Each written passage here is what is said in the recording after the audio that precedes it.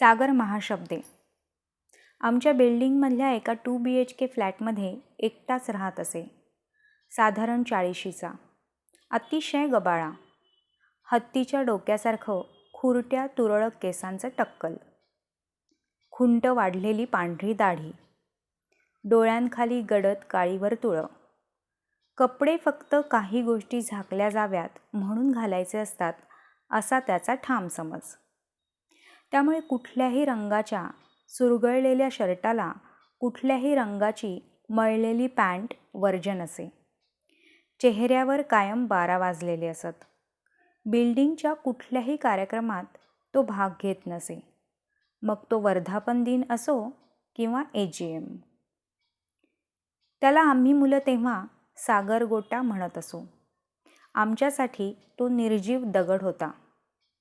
खाली क्रिकेट खेळताना ह्याच्या ग्राउंड फ्लोअरलाच असलेल्या घराच्या गॅलरीत आमचा नेमाने बॉल जात असे. मग आमच्यापैकीच कोणी गॅलरीतून आत उतरत तो बॉल काढत असे. 2-3 वेळा तर त्याच्या बाथरूमच्या काचाही फोडल्या होत्या आम्ही. पण हा सागरगोटा एका शब्दाने आम्हा मुलांना बोलला नाही कधी. शरीराला लागू नये म्हणून कर्णाला जशी जन्मतःच कवचकुंडलं होती, तशी यालाही ती मिळाली होती, अर्थात मनाला लागू नये म्हणून. पठ्ठ्या नवरसांच्या पार गेलेला होता जसा काही. तर एकदा असाच आमचा बॉल त्याच्या गॅलरीत गेला. मी तो मारल्यामुळे त्यामुळे नियमाप्रमाणे गॅलरीतून आत उतरणं मलाच भाग होतं. तसा मी उतरलोही होतो. पण बॉल त्या दिवशी जरा अधिकच धिटाईने वागत त्या उघड्या दारातून चक्क आत शिरला. बॉलचा माग काढत मग मीही आत शिरलो. हॉलमध्ये सागरगोटा नव्हता. प्रचंड पसारा, अस्ताव्यस्त पडलेलं सामान आणि कसलासा कुबट वास. जणू घराचाही इंटरेस्ट संपलेला जगण्यातला. मी तसाच नेटाने आत गेलो. एक लाकडी शोकेस होतं समोरच, पूर्ण रिकामं. फक्त मधला एक स्क्वेअर सोडून. एक खूप मस्त गोड असा टेडी बेअर ठेवला होता त्यात, गुलाबी रंगाचा, समवन स्पेशल लिहिलेला. वाळवंटातल्या ओॲसिससारखा भासला तुम्हाला तिथे. त्या घरात मग पुढे 4-1 वर्षात सागरगोटा घर विकून गेला कुठेतरी निघून. अर्थातच कोणालाही न सांगता, नेमका कुठं चाललाय ते. या गोष्टीलाही झाली की आता 30 वर्ष. सध्या मी 40शीचा आहे. लग्न होऊन 2 मुलांचा बाप आहे. आणि मी सुद्धा ती बिल्डिंगच काय पण नागपूरही सोडले कधीचच. तर अशा तऱ्हेने या मुंबापुरीत आयुष्य नाकासमोर चाललंय. स्वतःपुरता जमवण्यासाठी कमवताना बेदम दमण्यात चाललंय. दिवसभर पिचून घेत स्वतःचं जिवंत शरीर रात्री अंथरुणावर मेल्यासारखं झोकून देण्यात चाललंय. एकंदरीत आयुष्य बऱ्यापैकी सुखात चाललंय आपलं असं स्वतःलाच समजवण्यात चाललंय. पण या शांत पृष्ठभागी कधीच तरंग न उठणाऱ्या तळ्याच्या तळाशी गेल्या आठवड्यात मात्र खळबळ उठली. माझी नि चित्रे काकूंची पहिली भेट झाल्यानंतर. चित्रे काकू साधारण 70च्या आसपास. प्रचंड तेजस्वी देखण्या. साधी स्वच्छ राहणी, निर्मळ वाणी, सततची हसरी जीवणी लाभलेल्या.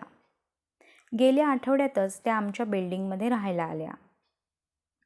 त्यांचा सामानाचा ट्रक आणि माझी रिक्षा एकत्रच थांबले गेटवर. त्यामुळे रात्री 9 वाजता मीच सापडलो चित्रे काकूंना आयताच. मग अजून 2-4 मित्रमंडळींना बोलावून आम्हीच सामान लावून दिलं होतं त्यांचं. सगळं सामान साधारण रफली लावून झाल्यावर काकूंनी अतिशय प्रेमाने पिशवीतून ती वस्तू काढली. बरं, ती एक पिशवी त्यांनी ट्रकमध्येही ठेवली नव्हती. आपल्या हातातच सांभाळत आणली होती. चौफेर नजर फिरवत काकूंनी एक मोक्याची जागा हेरली ती वस्तू ठेवायला.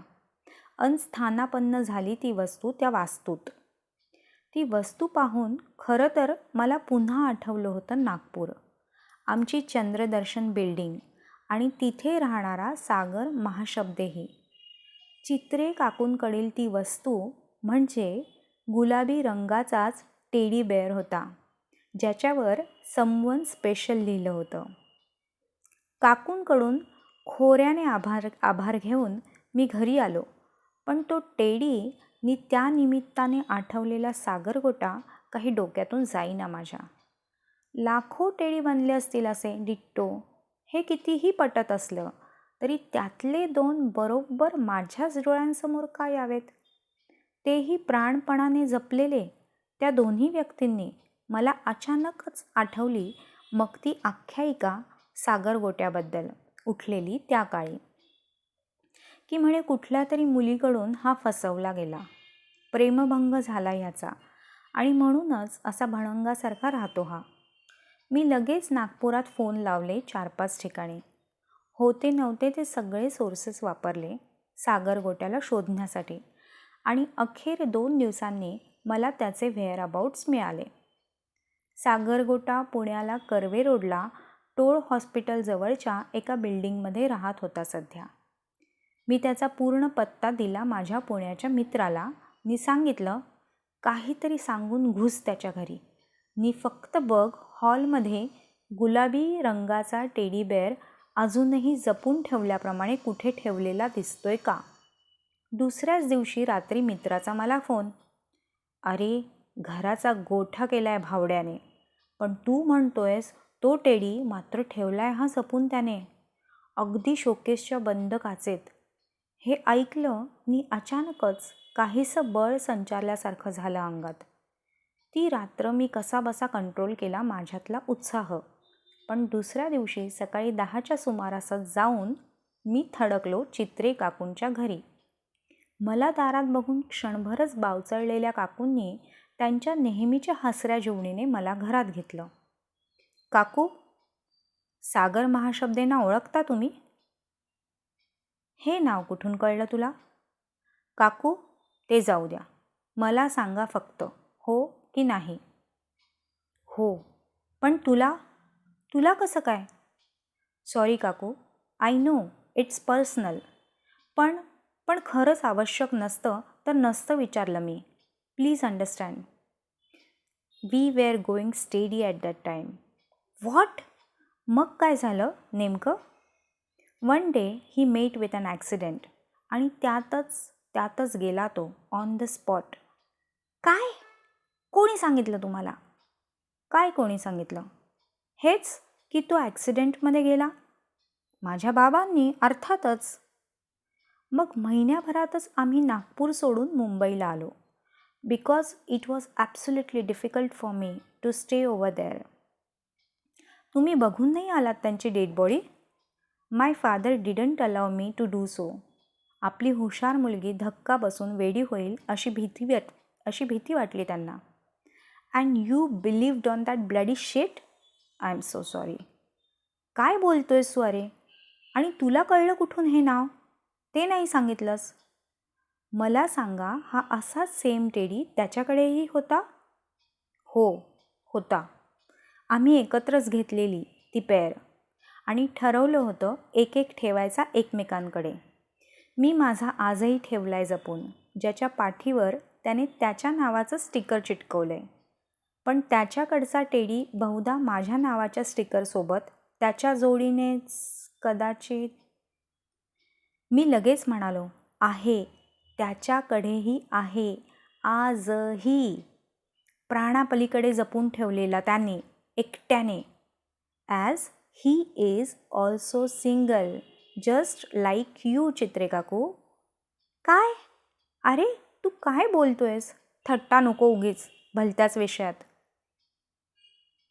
काकू, त्याचा ॲक्सिडेंट झाला होता, पण तो गंभीररित्या जखमी झालेला. त्याच्या पायाची सर्जरी करावी लागली होती आणि तो ऑलमोस्ट 2 महिने हॉस्पिटलाइज्ड होता. पण तुमच्या घरच्यांनी मात्र ह्याचा फायदा उठवत तुम्हाला खोटंच सांगितलं की तो. मी पुढे गप्प झालो. No, please say it's all false. हे सगळं खोटं आहे. हे बोलून चित्रे काकू रडतच वळल्या. मी पाहिलं तर दारात उभा होता तो, अस्ताव्यस्त, विस्कटलेला, आणिक म्हातारा झालेला. मीच माझ्या त्या पुण्याच्या मित्राला पुढ्यात घालून आणायला सांगितलं होतं सागरगोट्याला. तोंडाचा आ वासला जाऊन मटकन खाली बसल्या चित्रे काकू. स्वतःच्या डोळ्यांवर विश्वासच बसत नव्हता त्याचा. पूर लोटला होता दोन्ही डोळ्यातून त्यांच्या. तो आला एक पाय सरपटवत त्यांच्याकडे आणि त्यांना खांद्यांना धरून उठवलं त्याने. त्याच्या थरथरत्या हाताने एकमेकांच्या डोळ्यातून खोलवर पाहत उभी राहिली दोघं भान हरपून. अजिबात शोधावं लागलं नव्हतं त्यांना इतक्या वर्षाचं ते हरवलेलं प्रेम. कारण तिथेच तर होतं ते जपलेलं, डोळ्यांच्या 2 जोडी भावल्यातून त्या जीवापाड जपलेल्या एक जोडी गुलाबी टेडीबेअरसारखंच. दादरच्या ब्राह्मण सभागृहात आज सनईचे सूर वाजतायत. चकचकीत गोटा, कोरीव पांढरी फ्रेंच बियर्ड, गोल्डन काड्यांचा चष्मा, उंची शेरवानी घालून तयार झालेला आमचा 6 फुटी सागरगोटा, मोरपिशी पैठणीतल्या दागिन्यांनी मढलेल्या अतिशय देखण्या काकूंना सॉलिड टफ देतोय. मी चिक्कार खुश आहे आज. कारण चित्रे काकूंनी कन्यादानाचा हक्क तर मला दिलेला आहेच, शिवाय सागरगोट्याचा कान करकचून पिळायचाही मान माझ्याकडेच तर आहे. धन्यवाद.